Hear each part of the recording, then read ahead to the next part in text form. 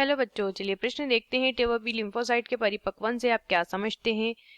आइए जानते हैं। यहाँ पे हमारे प्रश्न की मुख्य अवधारणा लिखेंगे। मुख्य अवधारणा, हमारे प्रश्न की मुख्य अवधारणा संबंधित है टी व बी लिम्फोसाइट। टी व बी लिम्फोसाइट।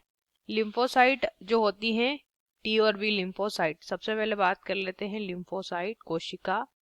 लिम्फोसाइट कोशिका जो होती है हमारे शरीर की प्रतिरक्षा में भाग लेने वाली कोशिकाएं होती है। अब यहाँ पे टी लिम्फोसाइट और बी लिम्फोसाइट। टी लिम्फोसाइट और बी लिम्फोसाइट के परिपक्वन के बारे में पूछा गया है। तो देखिए, ये जो दोनों कोशिकाएं होती हैं, टी कोशिका और बी कोशिका।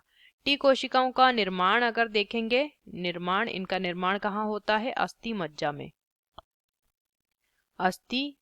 में।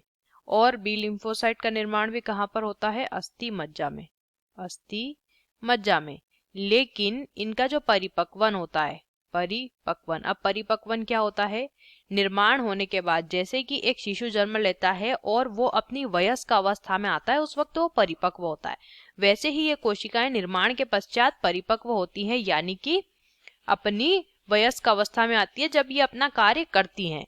तो परिपक्व कहाँ पे होता है? टी लिम्फोसाइट का थाइमस ग्रंथि में। और बी लिम्फोसाइट का परिपक्वन कहाँ होता है? अस्थि मज्जा में ही इनका परिपक्वन होता है। तो यही हमें प्रश्न में पूछा गया। आशा करते हैं आपको इस प्रश्न का उत्तर समझ आया होगा। धन्यवाद।